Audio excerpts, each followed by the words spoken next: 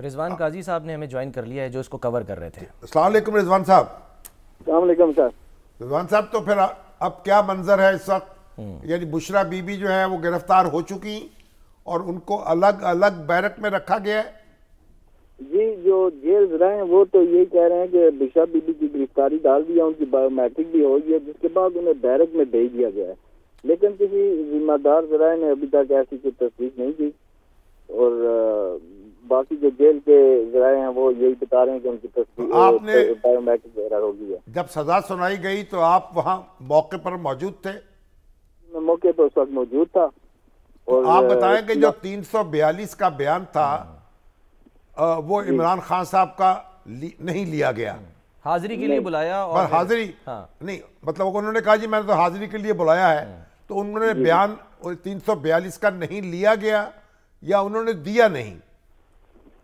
जिस वक्त समाप्त शुरू हुई तो उस वक्त बानी पीटीआई जो है वो अदालत में मौजूद नहीं थे। अदालत में डिप्टी सुप्रीटेंडेंट वहाँ पे मौजूद थे अकरम साहब, जिनसे अदालत ने कहा कि इमरान खान को बुलाया जाए और वो फिर बानी पीटीआई को लेके अदालत में आए। तो यहाँ पर अदालत ने उनसे हाजिरी लगवाई और अदालत ने इस्तफसार किया कि आपका 342 का जो बयान है वो दे दें। तो इससे उन्होंने बताया कि वो तो मैं कमरे में रखा हूँ, मुझे तो कहा गया था कि सिर्फ हाजिरी में लगाने के लिए लेके जा रहे हैं। तो इसलिए जज साहब ने उन्हें कहा कि आप फौरी तौर पे जाएं और अपना बयान वहाँ से उठा के लाएं और एक डिप्टी सुप्रीटेंडेंट को साथ उन्होंने भेजा कि जाके इनसे बयान जो है कमरे से उठाएंगे और इनको वापस लेके आए। और वापसी से कुछ देर बाद जो है वो डिप्टी सुप्रीटेंडेंट साहब अकेले ही अदालत में आए। तो अदालत ने जब उनसे इस्तफसार किया कि वो बानी पीटीआई जो है वो कहाँ पे हैं, तो डिप्टी सुप्रीटेंडेंट ने अदालत को बताया कि वो नहीं आए और उन्होंने कहा है कि मैं वकला मेरे आएंगे तो उसके बाद ही मैं जो है वो कमरा अदालत में आऊँगा और वकला की जो है मैंने लिखा है और उनकी मुशावरत से जो है वो उसमें बाद में जमा करवाऊंगा। अच्छा, अब आप ये बताएं मुझे कि बुशरा बीबी जो हैं वो तो गैर हाजिर थी आज या तशरीफ नहीं लाई थी, तो उनका बयान भी तो होना चाहिए था ना 342 का। कल बुशरा बीबी का बयान जो है वो कल उन्होंने ले लिया था। अच्छा, कल शाम को जिस वक्त समाअत खत्म हुई उस वक्त बुशरा बीबी का बयान कंप्लीट हो गया था। तो उन्होंने क्या कहा था अपने बयान में?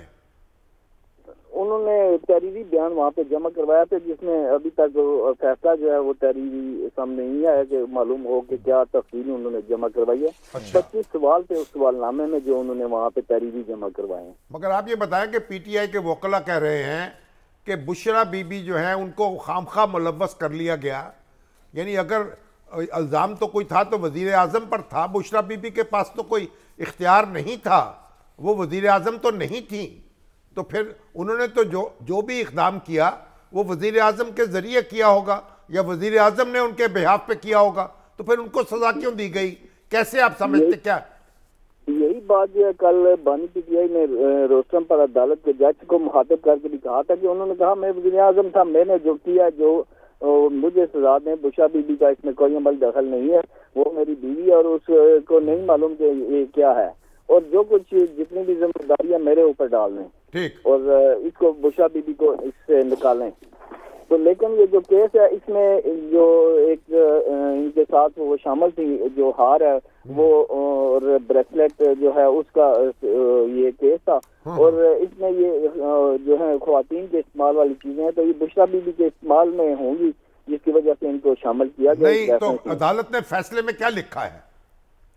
अदालत में अभी तक तहरीरी फैसला नहीं आया और वहाँ पे जो उन्होंने फैसला अदालत में सुनाया है, अदालत ने दोनों को 14 साल कैद की सजा सुनाई है और दोनों पे 787 मिलियन रुपए का जुर्माना है और दोनों को जो है उन पे इक्वल जुर्माना, ये यानी अलग अलग जुर्माना देना पड़ेगा उनको, दोनों को ये इतनी अमाउंट देनी पड़ेगी।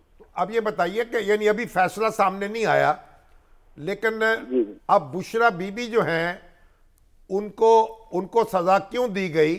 अब ये सवाल एक ऐसा है जिसका जवाब हमें लेना पड़ेगा और अदालत के फैसले का इंतजार करना पड़ेगा। प्रोसिक्यूशन क्या कहती है, क्यों, उनका जुर्म क्या था? जो प्रोसिक्यूशन कहती है वो कहते हैं कि ये बुशरा बीबी इसमें बराबर की मुलव्वस है, क्योंकि ये ख्वातीन के इस्तेमाल की चीजें हैं तो ये बुशरा बीबी के इस्तेमाल में और वज़ीर आज़म की एहलिया होने की हैसियत से उनको गिफ्ट मिला था, और जो सऊदी हुकूमत ने वलीअहद ने जो दिया था वो इनकी एहलिया की वज़ीर आज़म की एहलिया होने की हैसियत से इनको दिया था, और इसलिए ये जो है रेफरेंस में नहीं, मगर आप ये बताएं मुझे, अब ये कानूनी मामलात हैं, जाहिर है आप भी वकील नहीं हैं, लेकिन एक शख्स जो पब्लिक ऑफिस होल्डर नहीं है, उसको अगर कोई तोहफा देता है और वो तोहफा जो है, क्या उस पर भी वही तलाक होगा जो पब्लिक ऑफिस होल्डर पर होता है? ये इसमें बारे में तो मैं हतमी तौर पे कुछ नहीं कह सकता, पर ये है कि वो बतौर वज़ीर आज़म की एहलिया के थी, और वज़ीर आज़म जो है वो अवाम की तरफ से मुंतखब किया जाता है।